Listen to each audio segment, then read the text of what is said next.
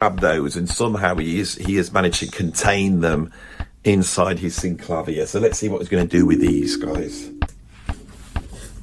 No. He's watching them a little bit like Big Brother. But he seems friendly with them, because we just had a shot of him and he fist pumped one of them, and then it hurt and they had, and it was all really a joke, you know, which I found very funny. Obviously, I've watched this video over and over again, and that joke has worn thin. But yeah, it's definitely a funny joke, and it's good to see that Chick's got a sense of humour. We can see here Dave Weckl, dressed in white with an incredible mullet. He's not playing the drums here, he's actually playing some sort of staircase, which I think shows how... Vaya, hermosa ciudad. When I watch this video, I don't feel like Dave Weckle's completely committed to this video, and I'm sure Chick, you know, had a bit of a go at him about this, and I think as penance he had to go and play the staircase. Anyway, as I'll show you, watch this. John Patitucci on bass, Scott Henderson on guitar. Now, Chick has met, he's met the dancers on this metal staircase, and they're having some sort of jazz dance-off, which I think is an incredible dramatic device. And let's see where this goes. Okay.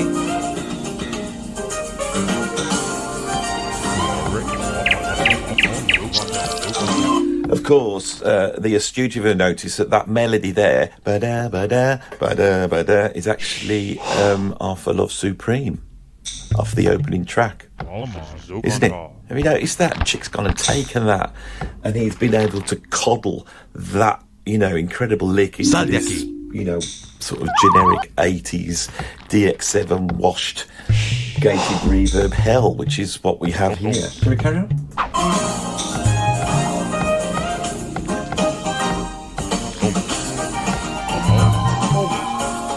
Dave's still playing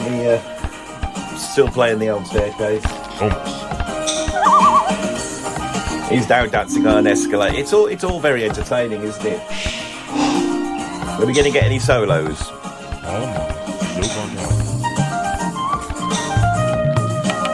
Now this solo here is absolutely beautiful, isn't it? Chick Corea's phrasing is always so precise and perfect. Yes, it's absolutely ruined by that awful keyboard sound. A lot of dancing going on here. I don't know, I'm trying to give you some background. Now look here, did you see that there? Dave is smiling. He's sat there and he's playing the drums on his lap. Now, I've been involved in pop videos and never ever have I gone, I'll tell you what I'm going to do, I'm just going to sit on this chair and I'll just pretend to drum on my lap, with a sort of look of sort of exasperation and feigned humour. I don't feel he's committed to this at all. He doesn't seem up with this at all, and I think this is why Chick then said, look, you're going to can't just go playing your legs, that's ridiculous. Nobody is going to believe that you perform this track playing on your knees, you know, at least go and play the staircase. And I think that's what happened here. He's taking photos of me. Here's Scott. No. I love the way and you might never see this guitar cable is dangling off. I don't know where it's going. And he's smiling, he's doing what he's told.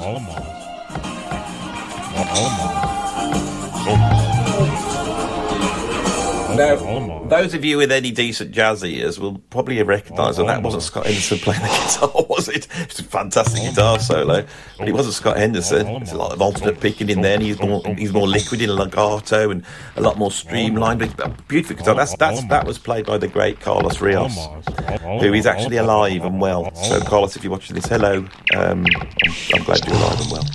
I have in previous videos said he was dead. Don't know why I did that for.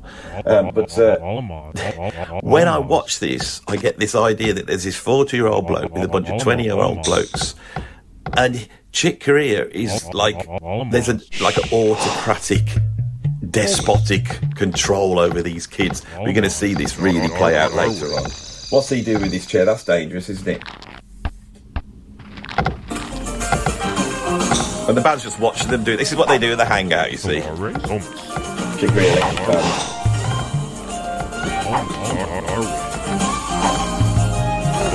This tune's just going on and on, isn't it? We've heard this, the third time we've heard this. Is this the hook?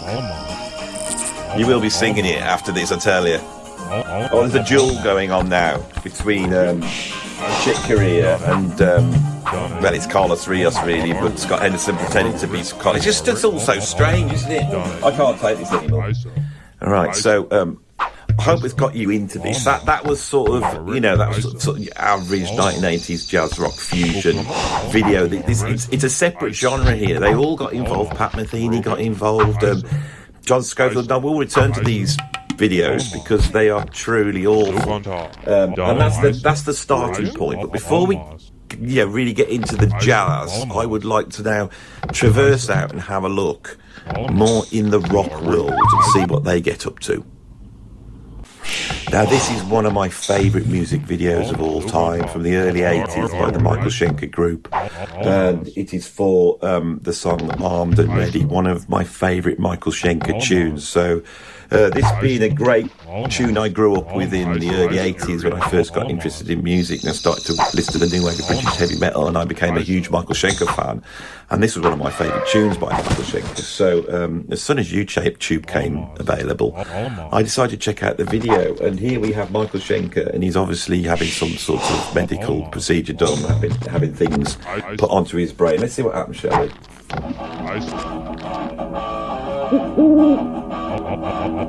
They're obviously giving him some sort of electric shock now. And then there's their singer, which I think his name was Gary Bardens. If I've got that right, that really has pulled out some information from the past. Doesn't he look cool with his white flying V? Now you're probably thinking, why is Andy showing this? It's not particularly funny, it's just a straight rock video, isn't it? Great song, and I love this song, and maybe it's just an excuse to play this song to you. But there's something really strange about this video. Where's the rest of the band? Are we to believe that Michael Schenker and Gary Bardens are able to produce this sort of sound in a smoky, Marshall-filled room without anybody else? Where are they? What happened? Could they just not make it? And this is, I think, is the conceit of the pop video, isn't it? And I think now this conceit has got so ingrained in us that, we sort of take it for granted when we watch pop videos. But back then, they didn't quite know how to deliver this conceit to us. So we get, Dave Weckl playing his knees and Carlos Rios having guitar battles with Scott Henderson in corridors, played by and Chick Corea and all that bit. And then you get this sort of thing here of a band that has come from the 70s, not really knowing how to access the MTV 80s, but feeling they have to, and they start to do stuff like this. But it can get much more horrific than this. Now, have a check this one out. This video is by another rock band from the early 80s. It's actually Journey and the song Separate Ways. This was a big hit for Journey around about 1984. It was off the album Frontiers, and of course they had to make a video to go with it, and I'm going to show you the video. And again, and that's what ties these first few videos together, is the idea of this conceit that they're playing when they're not really playing, and it looks so clunky. But this really is the Bohemian Rhapsody of clunky mimed playing. Just watch this. Look at that.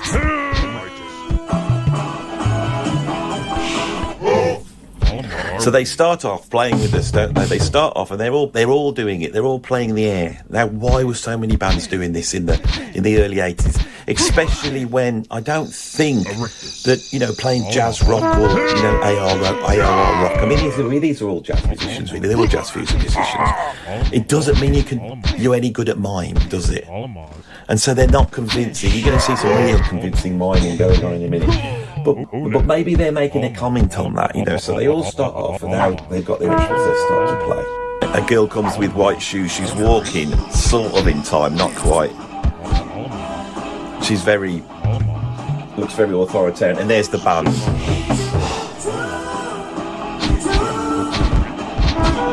Lots of camera angles. I mean, look at Steve Smith in the background, sat on that chair, pretending to drum.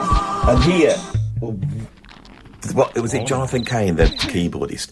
What is he doing? Is this him pretending to play the keyboards? Because he looks more like a comedy lion. If you actually look at it, I mean, who would ever? I mean, he plays the keyboards. He knows how you play. So why? I know Steve Smith's got bald. He can't help it. He's an old guy now and he's bald. But back then, when he had the balding long hair and that incredible moustache, he had one of the great looks, didn't he?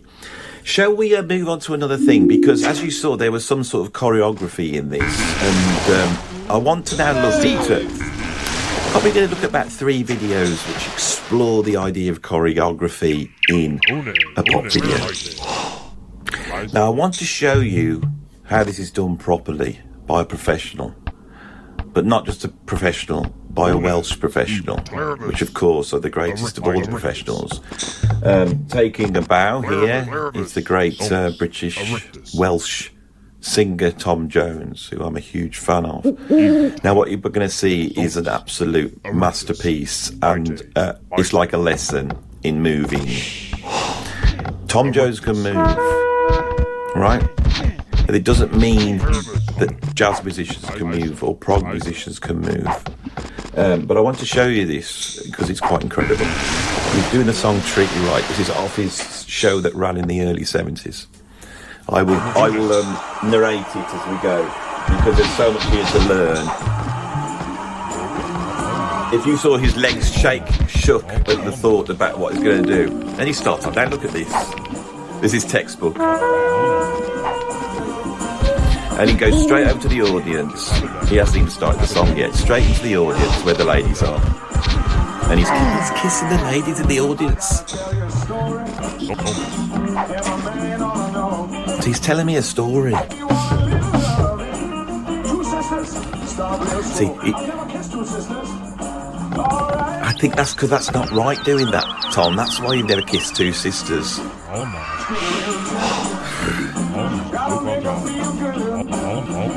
He's got this huge band behind him. He's on this sort of psychedelic electric dance floor, delivering the song, flirting with the girls, giving them all a big kiss. It's all great, isn't it? He's relaxed. Now he starts to do this slow move that seems to drive the ladies insane. Now this is what we're talking about, you know. And of course, somebody like Dave Weckl or John Patitucci faced with this sort of thing. Now watch this.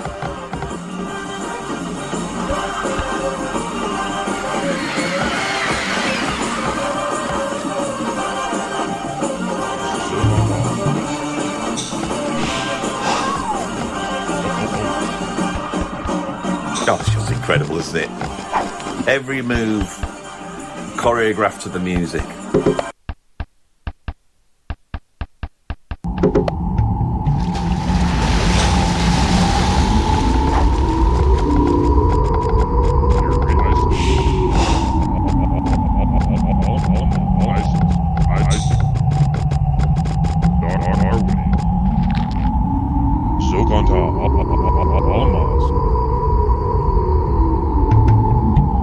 Okay. Now I know what you're thinking, Danny. You're being ridiculous. Nobody who works in the sort of jazz rock, jazz fusion realm is ever going to be able to match something like this. And this is where you would be wrong, because it has been matched and maybe even surpassed. And I'm about to show you one of my favourite videos, music videos now, and it is by Gino Vanelli. Have a look at this. Now, I do apologise for the fuzziness of this video. It's not great quality, but I don't think that really matters. But why they haven't gone in and found, clean this up, because it is one of the great moments in not only musical history, but in visual history. Gino Vanelli, hot on the heels of his biggest success, Brother to Brother, an incredible album. Brother to Brother is my Asia. It's my Steely Dan's Asia. I don't care much for Asia. It's okay. But if you want a sort of commercial jazz rock influenced album with tons of drum solos and guitar solos, it's Gino. But Gino is the only jazz rock fusion musician to be able to take the work of Tom Jones and really integrate it in his own style. And I'll show you how this works here.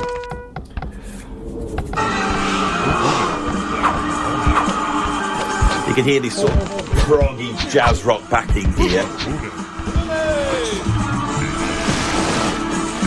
So there he is. Here he comes forward with a sort of, as though he's his own horse and he's whipping his own behind, bringing him to the front of the stage. Now, all in white, chest completely exposing this, you know, dense mass of manly chest hair. We're up to a good start. And then look at his actual hair on his head. I don't think anybody in the history of music has quite been able to produce a hairstyle of such power. And look at him, he's acting out the lyrics as he goes. Legs akimbo, front of the stage, vocals pitch perfect. Now down there you just saw there was a lady going wild at this. You can see she's trying to climb up onto the stage. She can't take it. Gino doesn't care, he just keeps walking up and down, tempting them. The great Mark Craney on drum was one of the greatest drummers of all time. I put him in my underrated drummers list the other day, so you can hear how fantastic. He's got an incredible band here.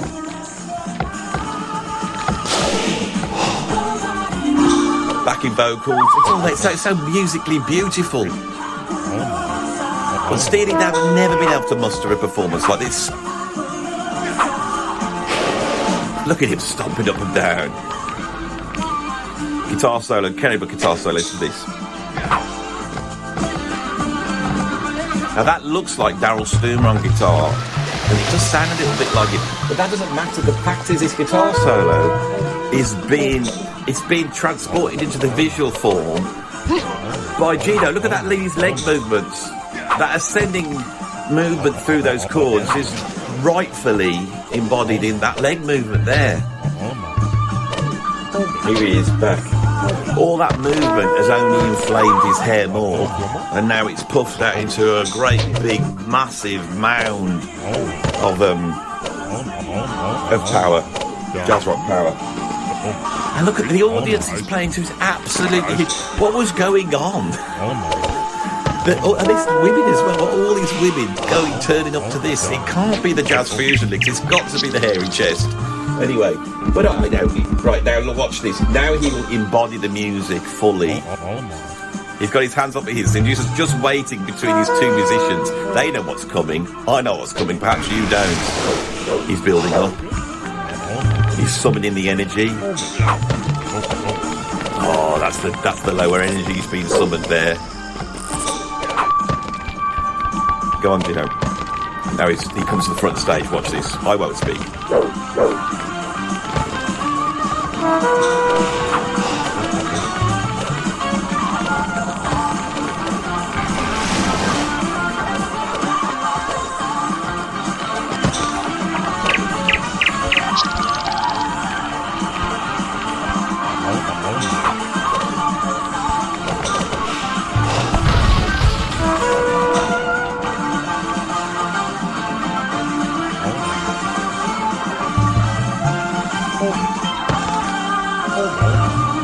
I mean, is the music actually coming out of him now? You can't tell, can you? Did you see the Donald Trump, fight fist? That's where he got it from. He got it from this video. And now he's literally pulling himself forward towards the audience. They're going absolutely wild. And if you look, these ladies now, they're just so inflamed. They're trying to get up on the stage. They've got bouncers coming out. Look at this one. She's clocked. She can't take it. She's got to go up. She wants to touch him. And he's in slow motion. And his job has been done. Oh, you're glad you came now, aren't you? Right, so that's the example of a sort of, and I don't know if you call Gino Vanelli jazz rock, but that sounds like jazz rock to me.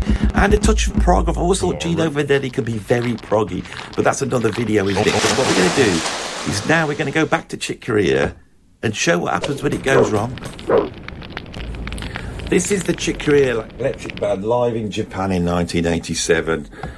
They're playing a track Rumble off debut album again. I think that album, I mean, I do love that album, but as the time goes on, I realise it's the root of so much evil that you can almost like date back to all the problems that we're having now. Probably back to 1986 when Chick Corea's Electric Band first album came out. Now I will join this concert in the middle of Dave Weckle's drum solo. Have a listen to this.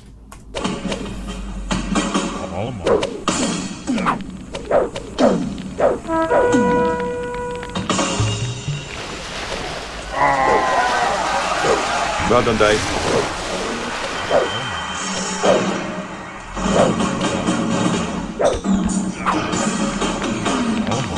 Now look,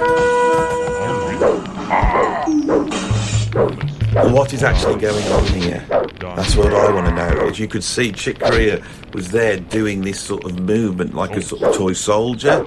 But he seems to be directing his musicians. Now, remember this thing I said, that I always feel that by this point, Chick Corea got quite despotic. I don't know whether it was the L. Ron Hubbard influence, where, you know, that he felt like he had to create a cult within the Chick Corea Electric Band. But here we have, you know, three of the greatest musicians of all time, absolute legends. John Patitucci, Eric Marienthal on saxophone, and the great Frank Gambale on guitar. Now, if they were in my band, I'd just let them do their thing, but not Chick Corea. Not when you're Chick Corea. What do?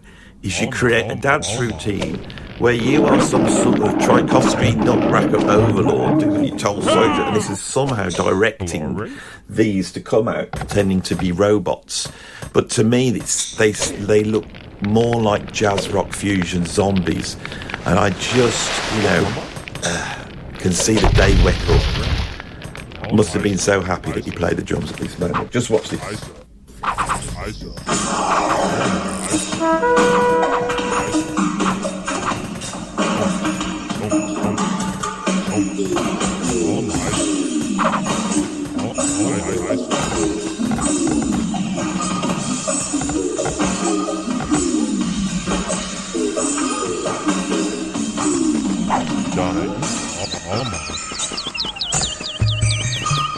They're frozen now.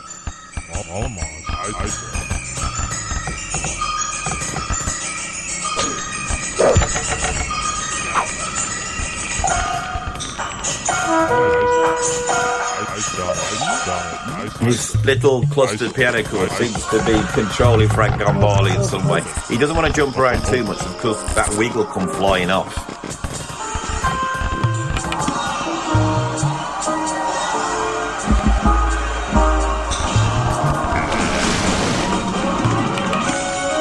And the sense of relief on Eric Marienthal's face as he finally launches into this and that, you know, moment of social suicide has now passed.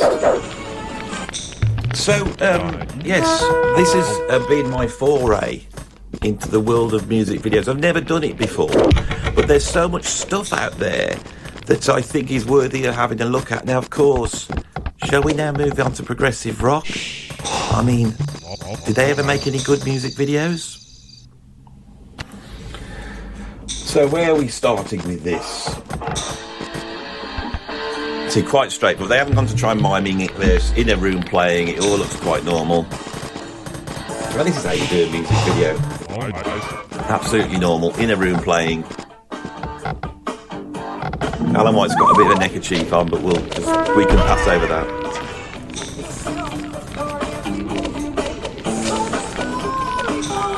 And you're watching this and you're thinking, they've got it right. They're not pretending to do anything. They haven't worked any dance routines out. This is how you do it properly. You know, they're not overacting or anything. Hang on. No, John, there isn't. Now what the hell's happening? Right, so...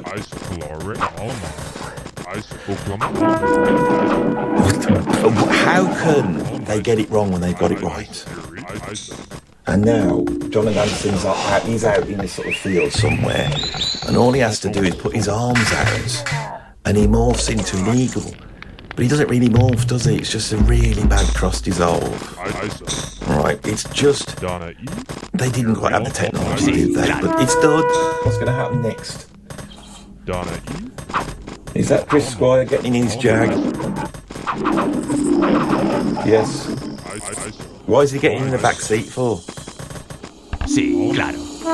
Now, even though the effects were bad on the John Anderson to Eagle morph, that doesn't even make sense.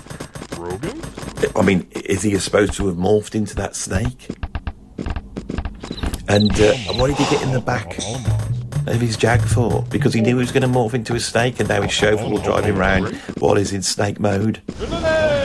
You see, as soon as they try and make any sort of coherent plot come together, it all starts to go wrong, doesn't it? Are they all going to do this? He's just leaning up against the bit of thing. Trevor Rabin. He's got his trainers on. Oh my God! He's turned into a little lizard fella. And who's this one now walking along dressed in a suit? I don't even know that. So they've all turned into animals, right? You've got the eagle. You've got what was the next one? You've got the snake. You've got the lizard and the cat. I'm sure we need one more. Have I missed one out? We'll soon find out. Or was there only 4 in the band? What about Tony Kaye? Is he in it? I didn't even know he turned into the black cat. One of them would not turn into any of these. I don't know who it was.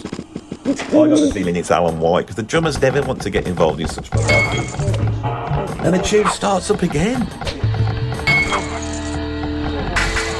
I mean, what's going on? Many years ago, when I was younger and more stupid, I decided I wanted to go to the gym. When I got into the gym, they had the MTV playing in the background. It was all Earthful music, and I didn't like it, because I'm sat there, I'm trying to do, all of this to Snow Patrol or something. And it wasn't right. I didn't feel right doing it, And then Yes came out, and I thought, if ever songs that have come on that's going to inspire me to, pump iron, is that the phrase, to pump iron, and get into it? It was Yes. And this video came on, and it started off great, and they looked great. And I thought, this isn't too bad for the early 80s. It's actually shot well. It looks quite nice. And then all that stuff happened with the snake and the lizard. I just threw the towel in, literally. The towel was thrown in. I wasn't going to stay there. I went back home. So you could see that prog musicians, like jazz rock musicians, they're no good at this stuff, are they? No good at all. Right. So I thought I should end with something, which is truly awful. My intention here was just to try and look at stuff that is out there and nobody thinks is awful and just point out the awfulness. But I know I need some sort of finale to this video. And watching old Trevor Rabin playing the guitar there, it reminded me of another sort of early 80s AOR guitar hero, and that's, of course, Billy Squire. And his incredible video for Rock Me Tonight. I'm sure you've seen it before. If you haven't, you're in for a treat. I just clicked on this. It's got 2.5 million views, and it hasn't got 2.5 million views because of the quality of the music. It's got 2.5 million views because of the quality of this video. So shall we just have a watch through this and I'll comment as we go? So Chris Squire is waking up. He's in bed. He's not sleeping in the right place. I tend to have my head up on the pillows and be more straight in line in the bed, but there's no worries there. And the bed seems to be on fire or glowing in a radioactive way. Chris doesn't seem to have anything on, which is a worry. He's getting up.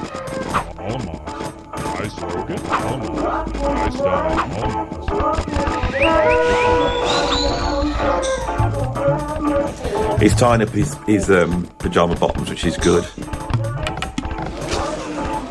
Getting dressed. Not too bad so far. This is my morning routine. Get up, get dressed, and then have a little dance, And he's having a dance around now at his house. He has some sort of electric door. Now, what is going on now?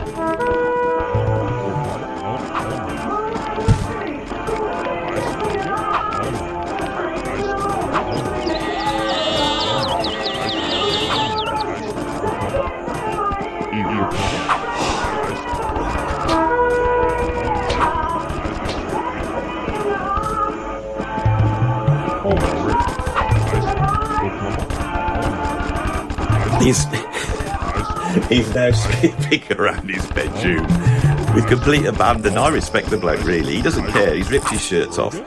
He's got a massive bedroom. I've got to give him that. He's obviously made some money. You know, got my bedroom. You couldn't jump around like that with skip with such abandon. Now he's run up some sort of stair thing that he's got, which is taking him up to on his huge window, and he's outside the building now, isn't he? Is he outside the building? So no, he's in his bedroom. Why has he got drain pipes in his bedroom? None of this makes sense, does it? Are they drain pipes or are they just poles? Keeping up this huge bedroom roof. I mean, if you've got a bedroom that size, you need to be able to support the ceiling somehow. Now, he got that off Gino Vanelli. Did you see the thing when he pulls himself towards like that and his hair? I mean, this is just Gino Vanelli. Look, but...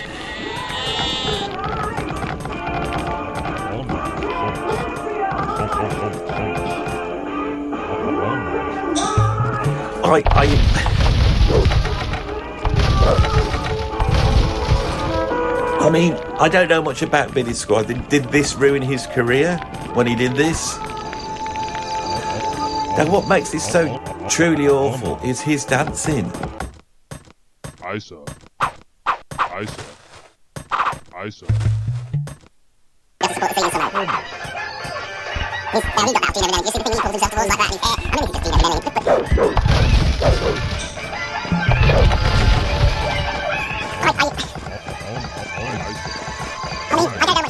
Did this ruin his career when he did this? And what makes it so truly awful is his dancing. He's tired now. He attempted to lie on the bed, but he just fell off. That happens to me all the time, that does. As you get older, I mean, Billy Squire must be about 80 years old now, so I'm sure he doesn't jumping around like this, but I bet he's fallen out of bed a few times, I tell you that. You get a bit disorientated in the night, don't you? You don't realise you're up against the edge. You think, I'm going to roll over and bang on the floor you go. I'm just talking now to fill up this bit as he sort of lies on his bed, being all mournful in the middle section. Thank God for that, he's pulled out his guitar. If they had that on me all the time, maybe these moves wouldn't look so silly. What's going on now? You've got a band now. See, if they got a band there, why not just save some money and just fill this up here? Why set up that elaborate, massive bedroom? And why then dance around it with gay abandon? And there's nothing wrong with gay abandon. I'm a big fan of gay abandon. It doesn't make sense in the context of this setup, does it? Go on, Andy, keep trying to get out of that point. Is that Billy represented in sort of a sort of Art Deco collage style? I mean, what is he doing? Is he trying to kick the drummer now? No, he's really pushed into him. If I was drumming for him, he did that for me, I'd tell you, give him these round the bracket. And I wouldn't be worried. I've watched him now. I've seen him with not much on. He's a wiry man. And the way he dances, I don't think he's going to handle himself well in a fight, is he? He shouldn't go, getting his band all worked up like this. They're not going to be happy. I wonder nobody's heard of you now, Billy Squire. So anyway, we'll stop that there. Because if I keep putting it, I'll get Kelly Brook on, because she's on this advert. Not that I'm an expert on this advert, but it keeps coming up on my feed. They obviously want me to gamble. I'm not a gambling man. And so I'll leave it there with just the arm. So, what can I say? We've got to the end of this video. I don't know whether this has worked well, but I'll put it out there and see what people think. I don't know whether it's funny or not, to be honest. You know, these videos seem really funny when I watch them, but then when you try and proffer them as being funny, I don't know whether they are, but we'll see. We'll see what you lot think. If you like this sort of me having a watch, a bit like Max Headroom and going back to the 1980s, because I might cover some modern videos actually. That might be a way of getting modern prog and modern jazz rock onto the channel. I'll just we'll have to see what happens with the old copyright strikes. Anyway, if you did enjoy this video, then you know what to do, don't you? You're going to put a like on it. You're going to subscribe to it. And then if you want to support me more, you can become a patron. The link is in the description of this video down there, as is my PayPal tip jar link. I hope you enjoyed this video. And I'm now going to go and wonder whether this was a good idea. Thank you all. Bye-bye.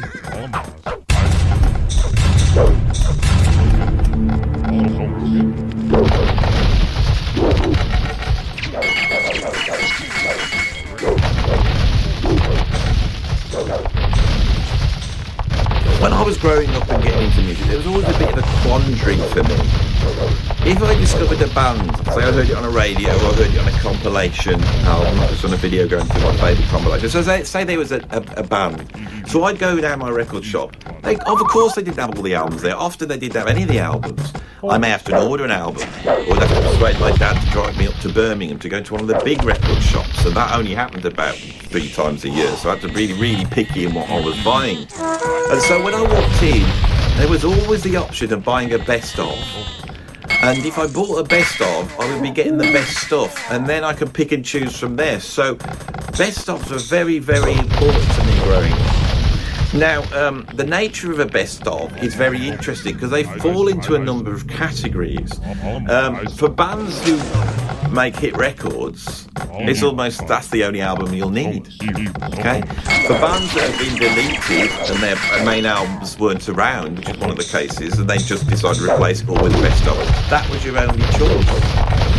Or it could be that I only really half liked the band. I quite liked them, and I wanted some of their tracks, so I wanted a particular track, and the best of would do. So there's a whole bunch of reasons for me to buy these. Now, when I went to do this, I thought I'll go and pick out my 10 favourite best ofs. That there's hundreds of them. I pretty much think I grew up listening to best ofs, and I've been here talking about actual albums, but I think on the whole, you went back and went into my bedroom and thought this could probably be a best of. Why wouldn't it be? Because it's the best of. So rather than do 10, I've had to do 15 here, and they're not in any particular order. They're not ranked or anything. It's a bit of a mess actually, but we'll do our best, shall we? So I'm going to start off with an Inheritance album. This is an album that belonged to my dad. I used to listen to it a lot myself growing up. I absolutely loved it. It was this, The Best of Chico Hamilton. Now, one of the impressive things about this album when I was very young, I would thumb through my dad's record collection, looking at all the album covers, and this was always fascinating because Chico's face was so big. And when you're a kid, and I'm going to have to move the camera back to show you how this works, if I just move this back to about here, is that as a kid, me and my brother could take turns make this laugh by doing this. Right? Now what I'm doing here, you will not see really on See a Tranquility. Or even that awful man, Rick Lady. Is it Rick? I forgot his name. At Prom Corner. Right? So, let me move this back here now. I had it all lovely composed. Why did you do that for? Just to get a bit of a laugh. Just to get a laugh. Is that why you did it? And they're all thinking, he's got a gorilla in that room. Why has he got a gorilla? He's not even in view. Why would this guy have a gorilla and then not put it in view? Look at that's awful composition. I have to get this just right. There we go. That's not so bad, is it? Yeah, I think that's actually better. This album was the compilation of his 60s stuff on Impulse Records. Chico was doing some incredible stuff. Groovy, funky, and heavy. And on here, we have 2 guitarists. Gabor Szabo and a very young Larry Coryell. This is the beginning of jazz fusion. Also on here we've got Charles Lloyd, Ron Carter, Charlie Mariano and Richard Davis. It's a classic track album, and the classic track for me was Conquistador, which is a funky jam. Absolutely love that track. Go and check it out. It's brilliant. Gabor Szabo on guitar, and it's out there. It's nothing to do with virtuosity. It's just to do with groove. It's so unlike the 50s Chico Hamilton that was so third stream and intellectual. This has guts. I love this guy. And if that face looks familiar, I tell you why it does, because his brother, Bernie Hamilton, was Captain Doby in Starsky and Hutch. That's what you come here for, isn't it? That sort of stuff. So he put that, a magnificent album cover that is. And you just don't get that anymore. You just do not get that feeling. Right, shall we just go in here and see what happens? They're all in a random order. Right. The Adventures of Thin Lizzy, the hit singles collection. Right, I love Thin Lizzy, but I had 3 records by Thin Lizzy. That was it. I'll tell you what they were.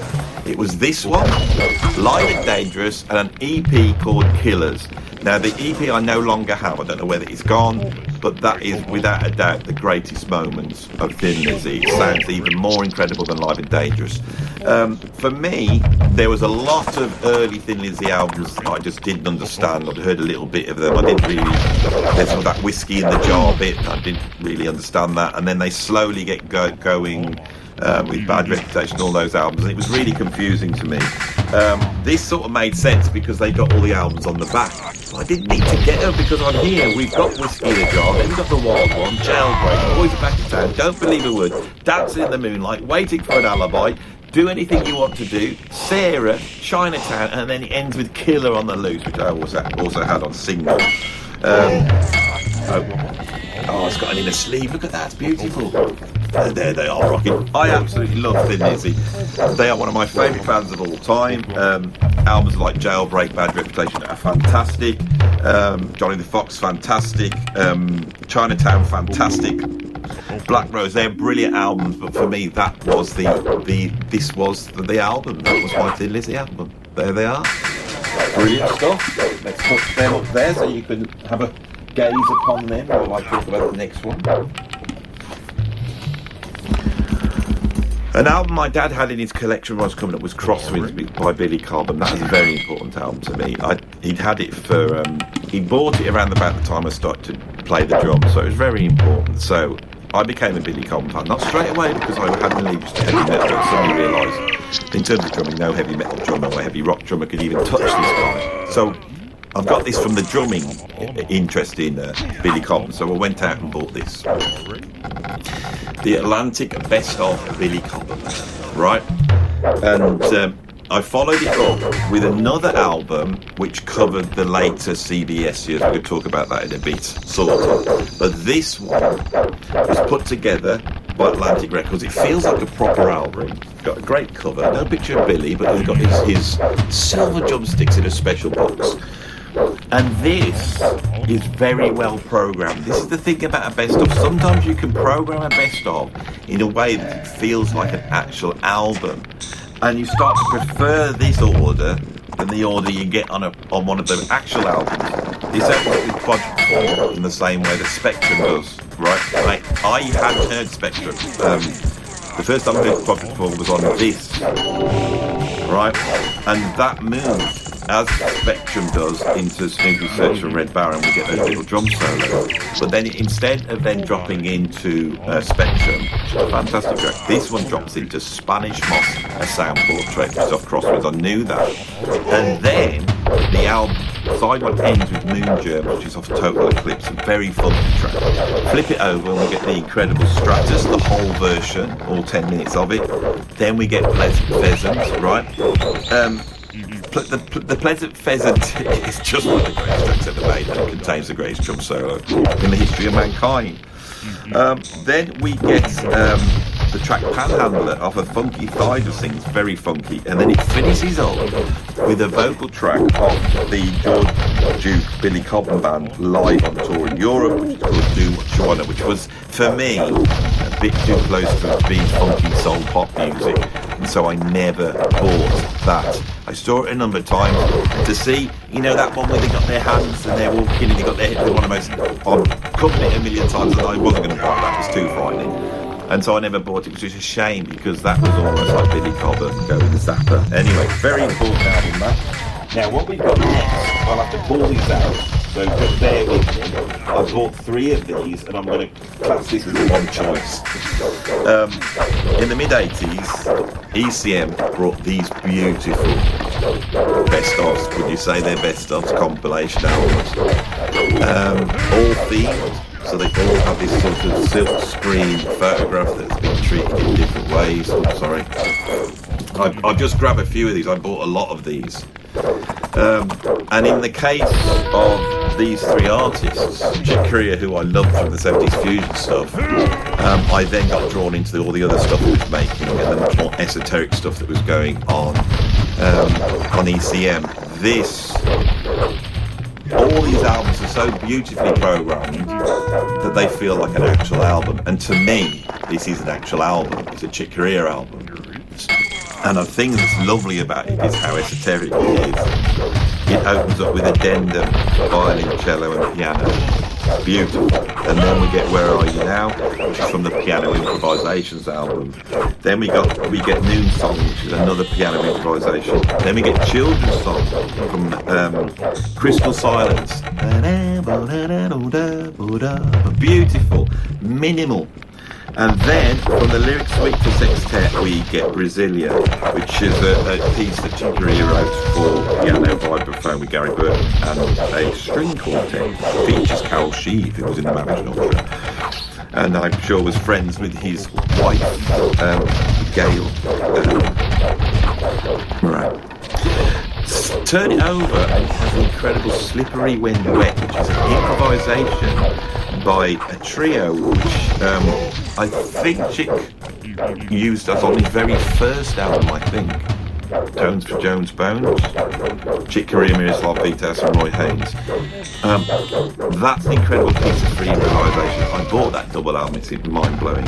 Then we get a duet improvisation from Trio Music, which is just Chick Corea and Miroslav Vitas. This is free jazz, but it's very controlled free jazz, and I absolutely loved it. Then we get A New Place from Piano Improvisation Volume 2. I love that one more, so I went out and bought Volume 2. And then it finishes up with La Fiesta, which is my Return to Forever off the first album, the Latin jazz album that features Chick Corea, Joe Farrell, Stanley Clarke, Hayato Moreri and Flora Purim. Same with this, even more so with this. This is like an actual Pat Metheny album. I just loved it, and it's got the incredible It's For You, which is 8 minutes. It's like a prog acoustic thing, brilliant off the album As Falls, Which Just So Falls, Which Just Falls. We've got a 30-minute slice of 8081 on here. There's bits off Ramp, Travels, American Garage, and New Chatawaka. It's an interesting album, and it's the same with this one. Gary Burton, this is a lot more the 70s albums that he made when he was working with the guitarist Pat Metheny and Mick Goodrick. You know, it's got Steve Swell on bass. So this series of works were very important to me, and if I bought an album of this usually became my favourite album. I've also got the Tahei Ripdale one. I think I've got the Keith Sharrett one. I love them. I would put them, if I was ranking my favourite albums, they would be in there. And it's no point saying, yeah, but they're best of, because if you get a different experience. This is an example of a brilliantly presented and compiled best of. Right, so shall we put Pat Metheny's work, because this is essential, absolutely essential. And the way that one is programmed, it's a lot more in the ECM style. There's a lot more smaller stuff. It's not so much. There's nothing off the Watercolours album. There's nothing off the first album, and so it's minimal and acoustic, and that's what I loved about it. Shall we carry on? Right, I'm getting confused here. Right, here's a band I've slated many a time here. All right, and I will argue this down. This band, you only need this album, and that's the bottom line. I don't care what anyone says, and it is the Beach Boys' 20 Golden Grapes, with this fantastic illustration of some shadowy surfing. I'm sure if it was in real life you'd be able to see it because of the amount of sunshine about, but they obviously didn't want to paint the man, so they did that. And I can't tell whether he's going towards me or away from me. I mean, he's obviously going towards me, but anyway, I shall not get contact with him. But this is all you need. This is all you need. You don't need Pet Sounds. Right? There's only 2 good tunes on Pet Sounds, and they're on here. This is where we get all the stuff. Because if you buy Pet Sounds, you don't get the best of the Beach Boys, which is all the early stuff. Like I Get Around, that's the best stuff. On here we've got Surfing USA, I Get Around, Fun, Fun, Fun, Don't Worry Baby, Little Deuce Coupe, When I Grow Up to Be a Man, Help Me Run, California Girls, Barbara Ann, Sloop John B, which is off the Pet Sounds, rubbish. then you get on side 2. It's really, there's tunes are so, we get like 20 tunes on here. We get You're So Good To Me.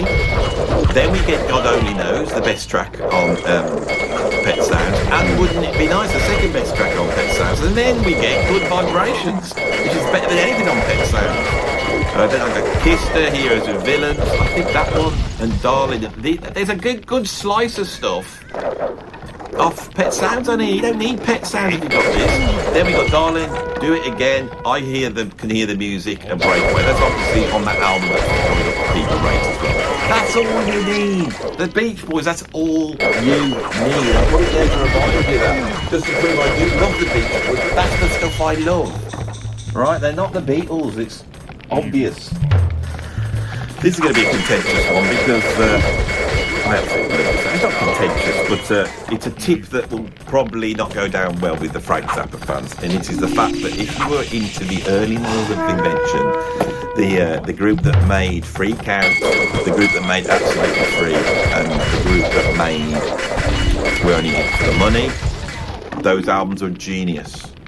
But the best example of the early models of invention is this, Mother Mania, which was given to me by my art teacher when I was at art college, and he bought it at the time. So when I had this, nobody else had it. It wasn't out at that point. It's presented, looks very much like a proper Frank Zappa album. We've got all the bizarre verb on here. This was created by Frank Zappa with different mixes, I believe, and programmed by Frank Zappa. And it takes the best of all of those 3 albums.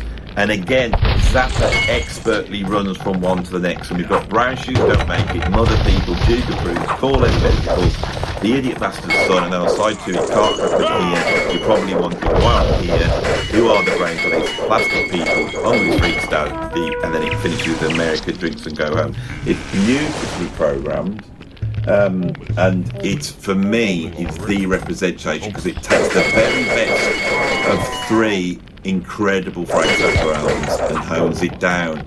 And so it can't happen here. It's been edited down, it's slightly tightened up, and it's not containing that big, frothy mess that is on the end of Freak Out, which is fantastic, by the way. I love it. But it can't happen here. The idea is that some people could open up an album, side to an album, by just sort of getting on a mic and improvising nonsense was fantastic. And so that's presented in a completely different way. Absolutely fantastic stuff. Right. Here's a contentious one again. I did recently a ranking of Jimi Hendrix. It was quite difficult for me because I didn't know the albums that well. I had to sit down and listen to them all the best I could. And the reason for that is because when I was growing up, it was in the record shop where I used to buy my records, it was just full of loads of best of or compilation albums of Jimi Hendrix. I bought one in 1982 called Stone Free, and I loved that album. And I wanted to pull that out, but I pulled it out before. But I think my favourite Hendrix album, so this is what I'm on about. This is my favourite Hendrix album. If I'm really truthful, I would love to say my favourite Hendrix album is Electric Ladyland, which I've listened to all the way through. But when I was a kid, I never owned it. So that period where I would sit down in my bedroom and listen to a record from beginning to end, which I never get to do now. I never did with Are You Experienced? Whatever it's called, Electric Ladyland. Never did. And also, didn't really want to buy it because my mum might have seen the cover with all the ladies on the Bare Ladies. I think she thought, what's the hell's going on here? So that's why I never bought it. The real reason. They've hidden it now, haven't they? But in the old days, the Bare Ladies were on the outside, I do believe, was the case. I can't remember. Jimmy never liked that album. Jimmy didn't like it. This was my favourite Hendrix album. I feel bad saying it. It's a compilation that came out called Voodoo Child. Glory. Voodoo Child, Power to Love, Freedom, Spanish Castle Magic, Gypsy Eyes, Love and Confusion, 51st Anniversary, which never came out on any of the albums, Little Miss Lover, I'm a Hoochie Coochie Man, off Loose Ends, Isabella off War Heroes. So what we've got is a compilation of virtually everything going right back to the beginning with Love and Confusion of Are You Experienced, and right up to the real scrappy stuff that Jack Douglas, or was he in the Carry On films? Alan Douglas. Jack Douglas was the character actor in the Carry On films. Don't want to get those two mixed up. Anyway, right down to albums like Loose Ends, I'm Your Hoochie Coochie Band. This is the whole lot. A ton of incredible guitar playing on, which this focus on, and the funky side and the psychedelic side. That, to me, this is the ultimate Hendrix album. And is that his signature? I think not. Look at the thought that went into this. Like 5 minutes in a record company. Some bands are brilliant, and some bands make brilliant albums, but they just can't help but make incredible hit singles. And when you make tons of incredible hit singles and put them together and you program it, you get a sublime album. This one is sublime. The best of Earth, Wind and Fire. Look at that. I noticed that before. It's exactly the same. Volume 1. They did bring Volume 2 out. Look at that. Now that's a band, isn't it? That is a band. Now before I get into this, what's on here? Gotta Get You Into My Life, Fantasy, Saturday Night, Love Music, Getaway, That's the Way of the World, September, Shining Star, Reasons to Sing the Song. And one of the tracks on here, which could be one of their greatest tunes, September. One of the greatest tunes you can only get on here. This is like essential that Earth, Wind and Fire album. Tons of brilliant photographs of them on the inner, but just look at them. Look at this bloke here. He's laughing like a giant would laugh. And the thing that always fascinated me with this album was a couple of things. I'll show you. Their drummer. Look at the kit he's playing there. Double bass drum kit like some metal drummer. But the best bit, of course, is this photograph here of the bass player floating in space. I've shown this a couple of times because I was fascinated. Look at the bloke underneath him, just with his hands on his hips and looking away, right? And he's floating. And I've been told by people who actually saw that live gig, it wasn't that impressive. It's a bit wobbly when you saw it in real life. But it fascinated me because I didn't even understand what was going on looking at that. Just picturing this guy floating. They're fine. I mean, they're good and they're funky, but have they actually, developed the ability to float? Impressive. They did. Around about 1983, 82, 83, I was on holiday with my mum and dad, and I was walking down by the beach, and some bloke pulls his car up, and he's got some boxes of vinyl, and I go leafing through. And in amongst all the albums and stuff like that, there was 2 albums I was interested in. And I said to my dad, can I have the albums? And he said he'd only buy one. One album was Pink Floyd, Unlegomen, and that was a double album, and it was a little bit more expensive. And I tell my dad I didn't want to, fork out the £3 for that. He was more interested in just giving the £2 for the other album. And I bought the other album, and for the rest of the time, well, not for the rest of the time, for many years, I felt like I'd missed out because I didn't get that Pink Floyd double album. Then I went to college, and my friend had a drummer. I can remember putting on and realising it was a pile of poo, a load of widdly wanky woo woo woo, right? And so I realised I had actually bought the right album, because the album I bought contained absolutely classic music that would change my life. I just didn't realise it, and it was this album, encased in tin foil. Alright, and this is part of the series Masters of Rock Volume 5. I got no idea who else was in this Masters of Rock. Somebody has managed to etch Jeff Beck very expertly into some tin foil, which is quite a thing. They must have made those letters in wood and placed the tin foil on, and then got something and scratched it and flattened it out. That's the way. Because as a kid, I would stare at this, wondering how that was done, because I was fascinated by this album. This album is a compilation from Bicola and Truth, 2 Jeff Beck albums he made when he started his solo career that changed the face of rock music. 2 albums that were as important as anything that Cream or Jimi Hendrix made, and really laid the groundwork for bands like Led Zeppelin and Free. On here we have the best of both albums. We've got Shape of Things, Beck's Bolero, which I don't think was on either of those albums. That was a standalone single, and Beck's Bolero was the sort of super group that came together for 5 minutes. Let's see if we can get the lineup on here, which has John Paul Jones and Jimmy Page, on there. I think we got Keith Moon on top.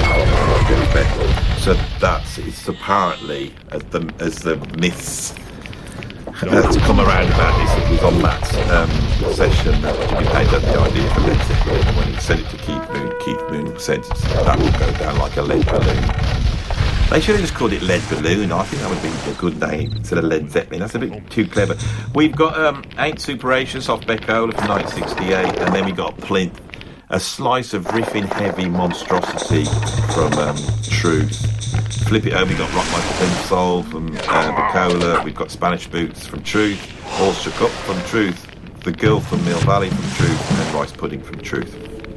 The lineup on here is Jeff Beck on guitar, Ron Wood or Mike Waller on bass guitar, depending on which album you are looking at. I think it's Ron Wood on Truth, but I'm not too sure. Tony Newman on drums, totally underrated rock drummer, laying the foundations for rock music. Here he was, same as Mitch Mitchell, the same as Ginger Baker, the same as John Bonham, never gets mentioned. Tony Newman, incredible drumming, and of course the sublime vocals of Rod Stewart. I knew that, so I just felt I should check it. This, I think, is a German compilation. It's got German on the back. I have never seen it anywhere else. I've never seen it or heard of it in anybody else. I love these two albums, but I never really listened to those albums. So it's really weird. This is an example of two albums, because it pretty much covers all the best stuff off. So it's got half an album each, in effect. Truth and Beckola are two of the most important albums for me, but I never listened to them. I listened to them on this. Absolutely brilliant. My mum and dad bought me this for Christmas round about 84. I was a bit of a jazz fusion fan, bit of a prog fan, bit of a metal fan. And then my dad knowing a bit about jazz, he took a risk when he bought this. Look at me smiling.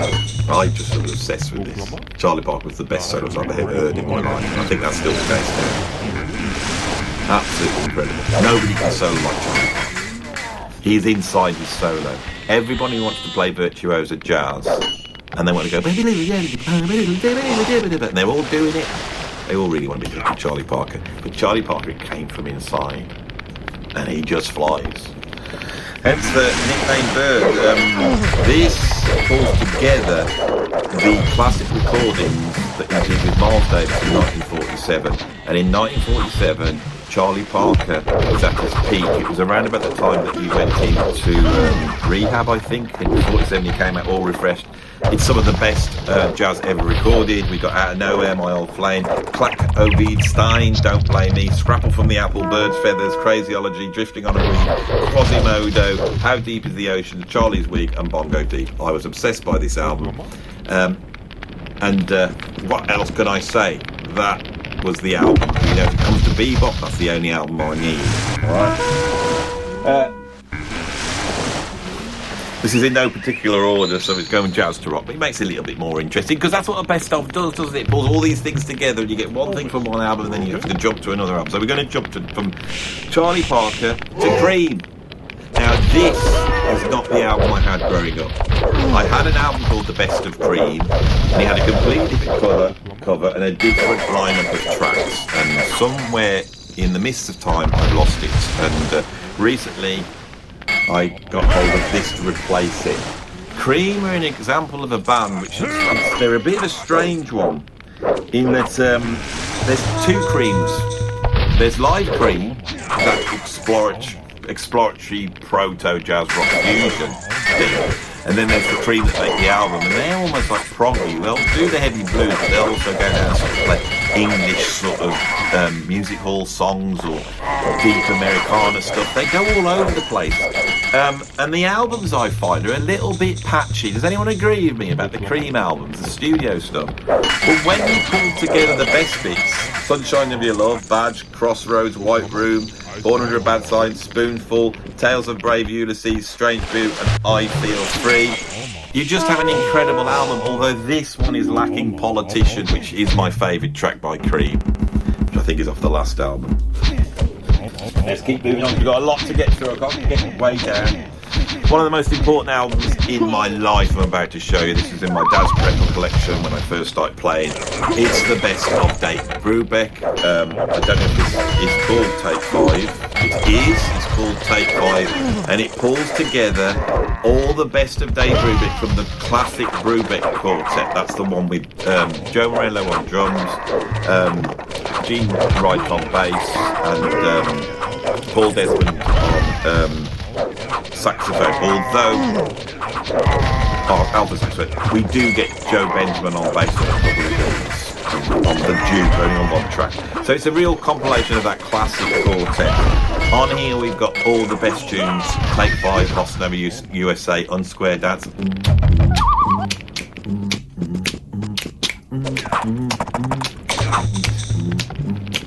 Someday My Prince Will Come. It's in a waltz, but they play it in 2 times. So there's all this rhythm stuff going on here that was fascinating to me.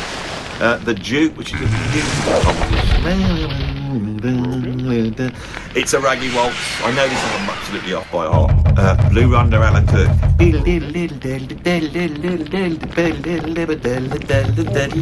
9/8. Compound and simple time. 1 2 1 2 1 2 1 2 3 1 2 1 2 1 2 1 2 3 1 2 1 2 1 2 3 1 2 3 1 2 3 1 2 3. Now, how do I know that? It's because I do believe on his album there's a sort of explanation of how they played it. I wish I could find it now. I can't see it. I'm sure there was. Maybe I just imagined it after all these years. Oh, yeah, here we go. It says Blue Rondo Alan Turk is in 9, on Square Dance is in 7, Castilian Drums and Take 5 are in 5, Kathy's Waltz is in 3. So he told me the time signatures and I could then work out this idea of time signatures.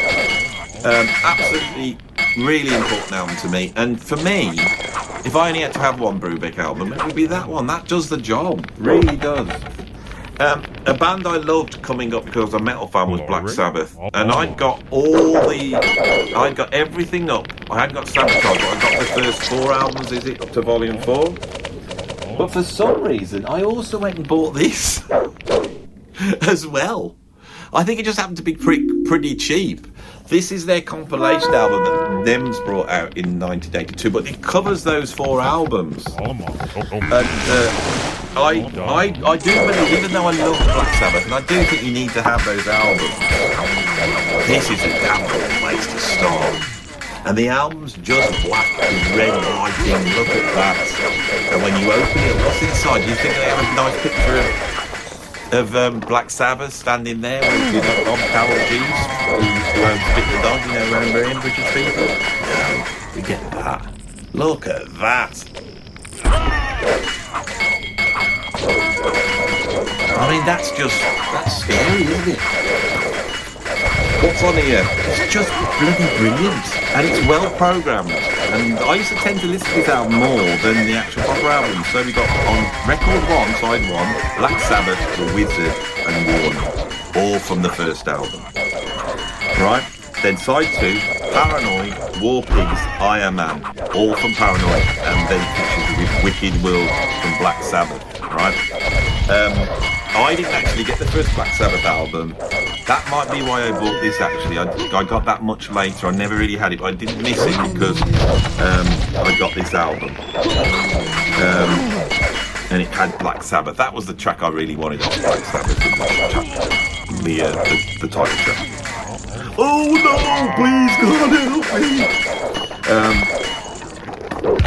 me. Side 3, Tomorrow's Dream from Volume 4. Various Wear Boots from Paranoid. Changes from Black Sabbath Volume 4. Didn't need that one, I'll give it.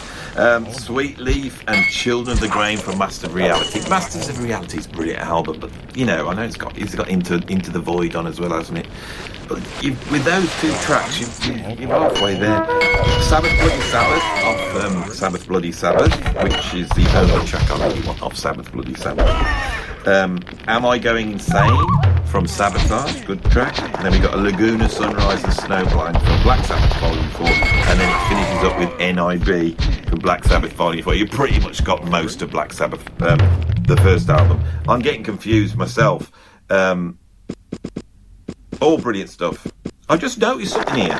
All compositions by Obi, Ward, Butler and Osborne, except number 3, Record 1, Side 1, which is by Dunbar, Moorshead, and Demaskowski and Hickling, and published by Getaway Music. So which one is number 3, Record 1, Side 1? So that's Warning. I thought that was written by Black Sabbath. Now you guys that know a lot about Black Sabbath will now be able to write in what the hell's going on and why that track Warning is not written by them. It's obviously a cover version, but a cover version by who? Now, I'm a music YouTuber. I should be up here now telling you all about it, but I actually don't know that, and I've just spotted that. And that's how I get my knowledge. You go, what the hell's going on there? And you find out. So come and tell me so I can, next time I talk about Black Sabbath, and I get onto the first album, I can put that bit of information. I haven't got a clue. Bit of interest for you, right? There's loads of bands that I love. Like I said, Cream, Tin Lizzy. I only need those albums. And another band that I had a best of, which was my favourite album. I actually loved the tracks on it, but never really got any proper albums till much later, was The Who. Now I had a great compilation album when I was a kid. I think I had a long-term loan off my mate for about a year, and then I taped it and I had it on tape, and that was my Who album, and it was more slanted towards the 1960s Who, which is my favourite Who, probably because I listened to that one so much. So when I had got that, I then went and picked out this. It had just come out. This came out in 1988 when I was 20, so I went and picked this up, and that's all I needed from The Who, and it was this one. And it's called Who's Better, Who's Better, and it's a best of The Who. It's a double album, so it's got a ton of stuff on. Loads of information. This is what you get with best of. You always get a bit of writing, don't you? You get loads of photographs, you get all the albums laid out, you can find out about the band, you can know what the hell's going on. And for me, it's just got, I will tell you how much I love each track, because some people think I'm not that fond of The Who. My generation, brilliant, 5 out of 5. Any way, anyhow, anywhere. Early Who, I love early Who, and that's 5 out of 5. The Kids Are Alright, 5 out of 5, brilliant. Substitute, 5 out of 5. I'm a Boy, brilliant. Wouldn't go down so well now in the current climate, would it? But it's a brilliant song, 5 out of 5. Happy Jack, brilliant. Slightly hippified and great, 5 out of 5. Pictures of Lily, sublime. Absolutely incredible. I Can See for Miles, one of the greatest tracks ever written. I can't tell you how great I Can See for Miles is. People go on about Who's Next, and I say I don't think it's that great. I don't think it's that great compared to something like I Can See for Miles.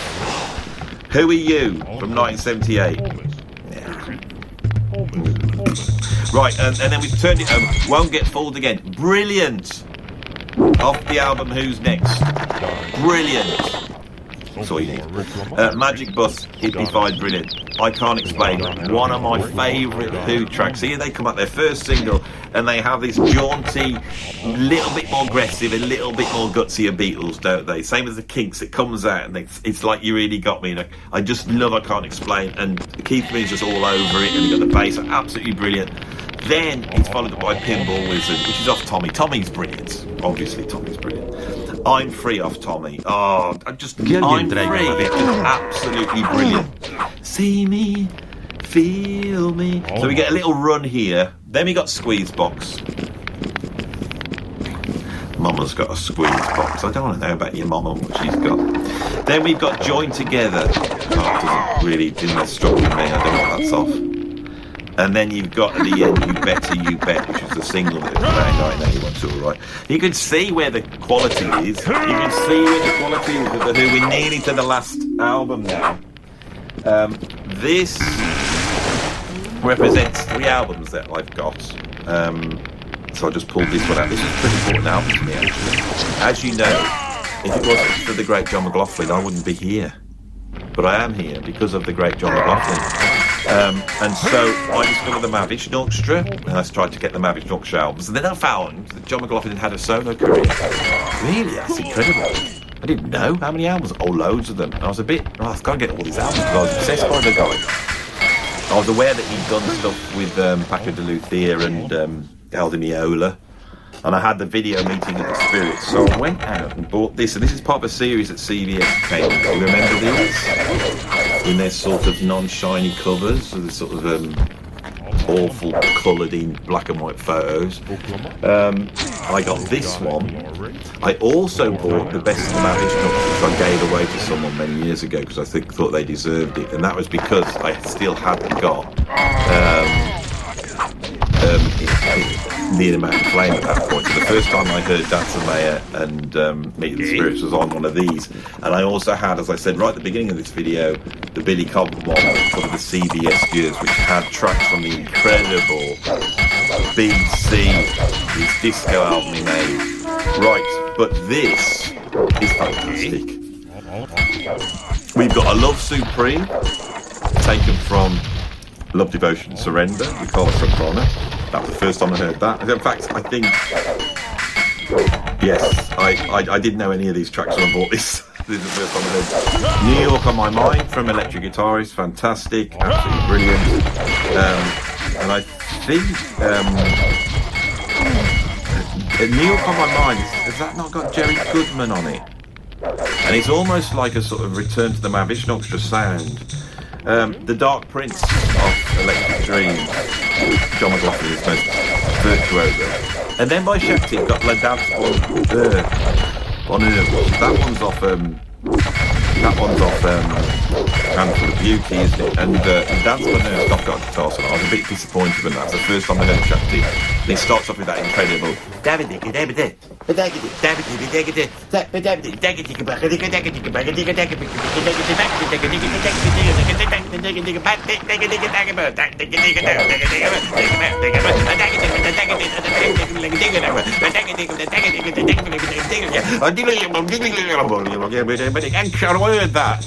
I mean, that's how much is imprinted on my brain. It's exactly like that, you know. And at times of stress, I can go into that and it just calms me down. Damn it, you've been negative. I don't do it again, Andy. I know you enjoy doing it anyway. But there's no guitar solo. It sounds amazing. This Shakti sounds amazing. You've got to get one of their albums. Turn it over and you get Friendship, which is him off Electric Guitarist playing with Carlos Santana. All incredible people. And then you get Face to Face, which is off Natural Elements, isn't it? Face to Face is unbelievable. And John just comes in with that guitar, so absolutely incredible. You get the Unknown Dissident off Electric Dreams, it's got David Sanborn, that's absolutely beautiful. And then it finishes up with a bit of a letdown, which is the Lotus Feet, which is on the first Shakti album, the live one. Has that got a name? Can't remember. Now, Lotus Feet is one of John's most beautiful tunes. It appeared on the soundtrack to Mullen. It's on the Mavish Orchestra album Inner Worlds, really strange version where he tries to play it with a very early version of the guitar set, and I never really like that. He plays it very beautifully on Meeting of the Spirits, which is where I first heard it. So when I saw the Shakti version, I was like, oh my god, that's brilliant, you can actually hear the Shakti version. And they just drone on it, and then when the tune comes in, the track fades out. Now, that recording must be somewhere. They must have had to fade it out to get it onto the album. So I've often wondered if there's still recording of that version of Lotus Feet. That would be the proper version for me. Anyway, I got to the end of the video. That is it. That was my 15 favourite best-ofs. I really enjoyed doing it. It's been really great to talk about some albums that mean something to me that I feel are neglected because of the nature of them. And I forgot to put all the arms of it. Should I pick the best cover? You wait there, you lot. I'm going to buy... No, not that one. Maple One. Which is the best cover out of all of these? You know what I think it is? It's Chico Hamilton. I'll stick it back up again. Come on. Look at that. A very kind viewer of the channel sent me a copy of The Dealer, a classic album from this period. And that's the classic cover. These Impulse albums have had such brilliant covers at this point. But not so much Coltrane's, I never thought they did, but this is beautiful. Anyway, I'm whittling on now. If you like this video, stick a like on it. If you want to see some more, you can see some more. It's your choice, because it's a free world. You can see whatever you want. It's your desire. So whatever your heart's desire. You know, if you don't want to see me again, don't. It's up to you. I'm not going to make you. But if you do, you can probably get reminded of me doing more videos by pressing the subscribe button. If you would like to support me and become a member of my Patreon, which is like joining my own little private army, where you can meet like-minded people they're like-minded because they all like me, which is the best sort of like-minded people you can get. And if you want to join that club and join the Patreon WhatsApp, which I now feel like a bit of an intruder when I get in there, because they have made such friends, social networks, they're sharing music, a lot of them are musicians themselves, and they're sharing music between themselves. You can do that by becoming a Patreon, the ultimate comment. I've got, my Patreon is where it's at, I tell you. And when the world goes down, and YouTube is no more, or it gets taken over by the censorship, Nazis that are out there, I'll have to decamp over to Patreon, hopefully. Because Patreon is like the Wild West, you can do whatever you want there. There's nobody stopping your videos because you put music in, and there's no copyright strikes or nothing like that. Patreon's where it's at, I think. I'm being serious, Patreon is where it's at. If you're a creative person, Patreon is where it's at. And any creative person should be thinking of Patreon as being the centre, not a side thing, the centre of their creative act. That is my advice to creative people. I could do a video on that if you want to know about that, because I will do that stuff as well. But if you're a busy person, which I understand, or a wealthy person, if you're a wealthy, busy person, usually it goes together, doesn't it? But if you're both of those, you think, with my vast wealth, I'd like to support Anderson. I've got a proper job, and there he is, middle-aged man trying to make ends meet just by talking quite a lot on YouTube, and I'm into supporting with my vast wealth. But you can do that. You don't become a patron, because I haven't got enough time to do that, because I'm a proper person who's got a proper job. If you're one of those people, you can help me by putting a donation. Don't think of it as a donation. I don't like it. It's not charity. Think of me like a digital busker. I'm here busking away, and in front of me I have my digital hat. And the digital hat is in the link down below, which is my YouTube PayPal tip jar. And I thank so much for the people that not only send me a little bit of cash through that, also put lovely messages on there, which I appreciate very, very much. I really need to thank everybody. If there was an easy way of messaging you all back from PayPal, I would.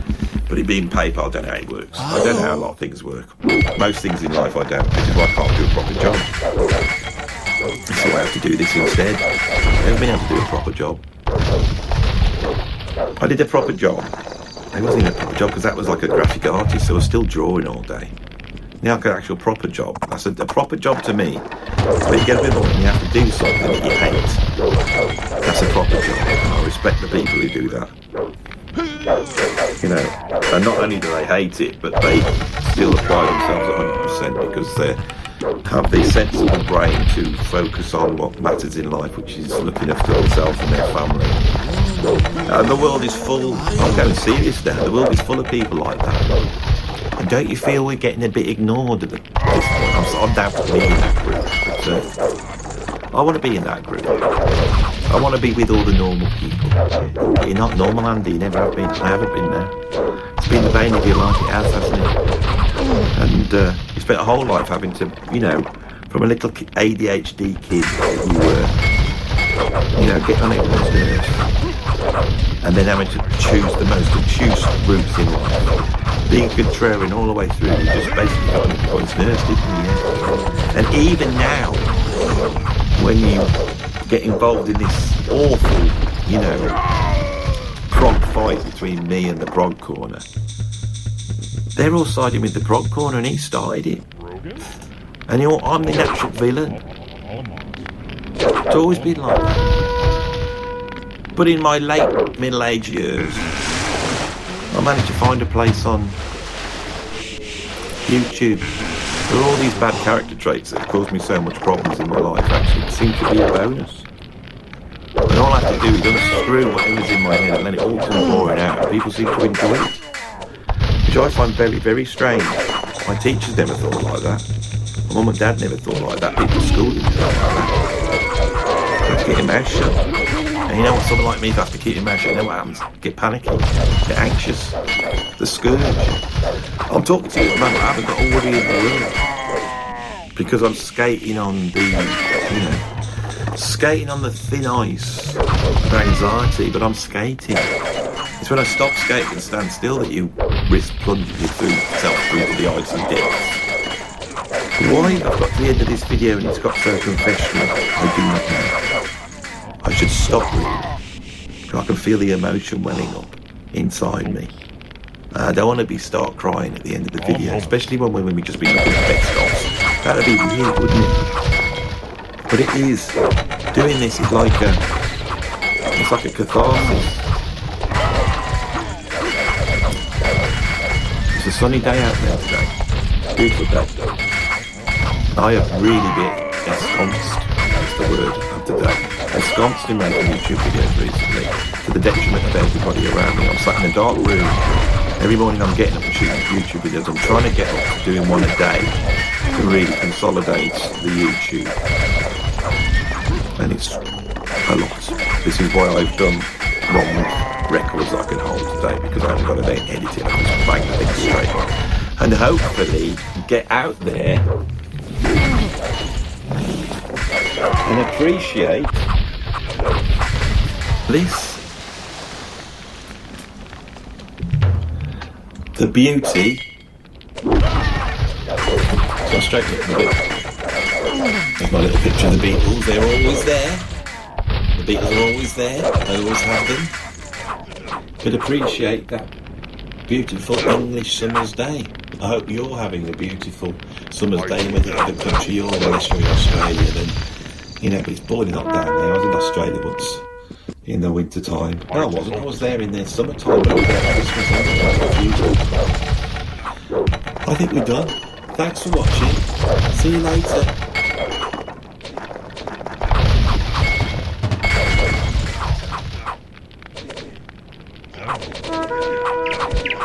Hello and welcome to this video, and on this video I'm going to be going through my 10 favourite compilation albums. By compilation albums I mean an album that has lots of different bands on, lots of different artists on, sometimes linked to a record label, sometimes linked to a genre. These albums are very important to me coming up as a young music listener. Without the internet, how was I going to find out about new music? When I discovered heavy metal in 1980, I found that the radio never seemed to feature any of those bands. I had to go and buy magazines, go down the library, books on the history of rock and roll, and having limited resources and compilation albums often being a little bit cheaper than a proper album, I would go for these albums to try and find out what new artists, to me, sounded like. A lot of these artists had been big 10 years before that period when I was looking, so that also created a problem. The generation that was a little bit older than me, they knew all these bands, because I was coming up in the 80s, all my friends were listening to Duran Duran and Culture Club, and so compilation albums became very, very important. Now originally I was going to do the best compilation albums of all time, but I realised as I was going through that this creates a list which is far more biographical. Now, why would anybody want to be interested in my biography? There's no reason whatsoever, but I think people of a similar age with a similar liking of the music that we cover on this channel may find it interesting to see how my journey into music mirrors theirs. I think it's very interesting when we start to get into this. Now, of course, as I said, these albums are a little bit cheaper. You could often pick them up for $2.99 back in the early 80s, as opposed to around about £5, nearly half the price. And the reason for that is because these weren't proper albums, were they? And that's the thing. I've never spoken about them on this channel, and some of these albums are the most important albums to me. And certain bands that I love, my favourite tracks are the tracks that I discovered on these albums. So, shall we start off? This is an album that I inherited from my dad. And it was one of the very first albums I used to listen to a lot, and I absolutely loved it. I have spoken about this on the channel before, and when I held this up, it was interesting that the artist behind this, because this is actually a single artist who is doing his version of all these different tunes. When I brought this guy up, it seemed to resonate with a lot of progressive rock fans. Now the album is this one here, Big War Movie Themes, okay, by Jeff Love and his orchestra. In the early 70s we had this label FMP, and they brought out quite cheap albums. Often when you bought a hi-fi, you might be given one of these albums as a sort of tester, and these compilation albums I've got hundreds of. This one I used to listen to over and over again. And being a bit nerdy, I also liked making Airfix model aeroplanes. And one of my favourite things to do when I was very little was to take my Lancaster bomber that I built, put this album on, and put the Dam Busters theme on. There it is. And I would fly this model airplane around the living room listening to this. That was a very early experience of music. It was mine. My dad had brought me up listening to all these jazz records, but this was my thing. This was my album. Now what's interesting here is theme tunes, right? Theme tunes seem to be of great interest to young progressive rock fans. Of course, theme tunes contain all the aspects of progressive rock without all the critical hate. You know, nobody will balk at appreciating some cop show theme or maybe some incredible orchestrated theme for some British TV show. And often these combined an orchestra with a band. There's electric guitars and drums, but also full orchestra, and they were really written. And they delivered a punch. This album contains the themes to a number of British war movie themes, including the Colonel Bogey theme from Bridge Over the River Kwai, the incredible David Lean film, came out in the late 1956, I think. And then we have a theme from another David Lean film, Lawrence of Arabia. Now, I absolutely love that tune. And the sound that's... this is written by Maurice Shaw, who is, of course, Jean-Michel Jarre's father. And the theme to Lawrence of Arabia seems to encompass a certain sound. Now, this was a very Western idealisation of a sort of Arabic or North African sound. But I loved that sound, and to this day, I go back to that sound all the time. We've got Guns of Navarone, which was written by Dimitri Topkin. The Battle of Britain, which was written by, what was his name? Goodwin. Ron Goodwin. A great British composer. Now, his 633 Squadron, it also appears on here, also appeared on the Cozy Pal album Octopus, with Cozy Pal putting drums to it. This was incredible for me as a young guy. Where Eagles, they're fantastic. Again, Ron Goodwin. We've got a lot of Ron Goodwin on here. We got the Green Berets theme from Miklas Rosa. And the other composers I don't know so much. And of course, the aforementioned classic Dam Busters theme. A very, very important album to me. I will stick that there on top of Kate so you can still appreciate it. I will move on to another album from around about the same period that I absolutely loved. And it was this top BBC TV themes, right? So this is going to be a trip down memory lane to anyone of a certain age. This came out around about 1978, and it was a compilation album of the sort of top BBC themes. I mean, it says it doesn't, you know, we've got all the pictures, it's all wonderful, right? There's some fantastic stuff here. We've got Who Plays the Ferryman, written by Yanis Markolopoulos. We have got Washington Behind Closed Doors, very, you know, I used to like that sort of strong sound. But number 3, Gangsters. And Gangsters was recorded by Chris Farlow and Dave Greenslade. Chris Farlow, of course, had sung in John Heisman's not Tempest, the other one, Colosseum. So this was a progressive rock, but it was created by progressive rock people, so they could see the sort of British progressive rock scene in the late 70s move towards making TV themes. Of course they did. We've got the theme from Wings. Of course, we've got the great Stone Fox Chase by Area Code 615, which was, of course, the classic theme for the Old Grey Whistle Test. We've got, what's that? Guana de Jalais, which is a Romanian tune. So you get all these colours from different countries. Hong Kong Beat. Don't know who else done that. The Water Margin. Anyone might remember the Water Margin? That's it was like this never-ending TV show. I think it was dubbed from Japanese into English, or Chinese into English anyway. Sailing. the Duchess of Duke Street. When I was a kid, I loved the Duchess. I can't stay on these because I'm going to trip down memory lane. Of course, we've got Lasses and Wine, Angels, which was written by Alan Parker. Kenny Ballcroft's on here. It's so eclectic. I love eclectic. I don't know if it's because I had a bit of the old ADHD. I'm pretty sure I did when I was young. And so music that changed, that rapidly went from one place to the next, which is something all my friends seem to hate. I seem to love it. And if we see Frank Zappa propping his head up here in the background, it's precisely what Frank Zappa did. So these two albums are very, very important to me. Because in 1980 I discovered heavy metal and I started to get into all sorts of different bands. Now, there are two albums that I'm going to deal with together as one choice, which was so important to me.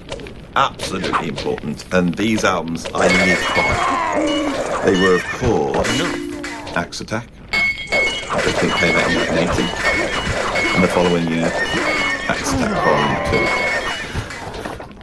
I basically bought this album and then went and bought albums by everybody on this album, which included Rainbow, and they're here with All Night Long, which had been a huge hit, and that was a song that came out, I think, in 1980, around about February, I believe, and was a catalyst to me suddenly getting a real interest in heavy metal, as it was called back then, whether we would class All Night Long as heavy metal now. We've got Running White-Faced City Boy by Ian Gillan, which I absolutely love. I became a huge fan of Ian Gillan. Breaking the Law by Judas Priest, and I then went out and bought Sin After Sin, which I was very lucky by that one because it had Simon Phillips on drums, and I love the drumming on that. We've got Ted Nugent with Cat Scratch Fever. You used to love it. Now we can't really talk about Ted Nugent because he's right wing. Make It Real by the Scorpions. Never was a Scorpions fan, but that is a superb song. And what you get on this is actually looking back on it. Fantastic song. Race with the Devil, which is a cover version by Girls' School. And then, of course, Doctor Doctor by UFO. And that's a live version, so it must have come from Stranger Than Life, China Cat and Paul. Side 2 albums today, Species Highway to Hell. Essential, bought that album. White Snake, Reading and Willing, bought that album. Iron Maiden, Running Free, which from the first Iron Maiden album, classic New Wave of the British Heavy Metal, bought that album. Aerosmith, Sweet Emotion, still my favourite Aerosmith track to this day. And then somebody that I've never mentioned on the channel and people have asked me to mention, and that is Frank Marino and Mahogany Rush. And on here we got You Got Living. Now, I agree with you. I never got a Mahogany Rush album. I never saw one. But they did have, it might have been a concert on the radio. Anyway, I ended up with this cassette tape full of Frank Marino. What was astonishing about Frank Marino at the time is in 1980, there was suddenly this move towards fast guitar playing. But the guitarists hadn't emerged yet. You know, the Yngwie Malmsteens had not emerged at that point. So we were searching around and we all wanted to hear faster, faster, faster. The new wave of British heavy metal bands didn't really have the virtuosity. You know, we had people like Dave Murray doing their best. But looking around, there were some incredible guitarists. There was Eddie Van Halen, who I hadn't discovered at this point, Uli John Roth, Michael Schenker. But Frank Marino was sort of your standard rock blues guitarist, but was pretty pokey. And he was one of my favourite guitarists at the time. And then we finish out with Black Sabbath, The Paranoid, and Motorhead Bomber. I went out and bought Paranoid because of this album, and I'd already got Ace of Spades when I got that. Was the very first album. This is a classic album. Of course, when the follow-up to this came out, I went and bought it straight away. On here we've got Since You've Been Gone by Rainbow, which is almost a pop song now, but that was included on an album that had that cover. How times have changed. Motorhead, Ace of Spades, which has been a hit record before. Black Sabbath, Die Young, you know, Off Heaven and Hell. Fantastic stuff. Samson, Earth Mother, which featured Bruce Dickinson on vocals. I was a fan of Samson. I loved his guitar playing. And they had a drummer called Thundersticks who wore a mask, and I thought that was very impressive. We've got Michael Schenker, Armed and Ready. I had to sneak that into a video the other day. I absolutely love the Michael Schenker group, and that tune's fantastic. And here we have Rush, The Trees, the mini epic that was my favourite track. And this could well be the point in 1981 when I start going searching out prog, because of that I went out to movie pictures.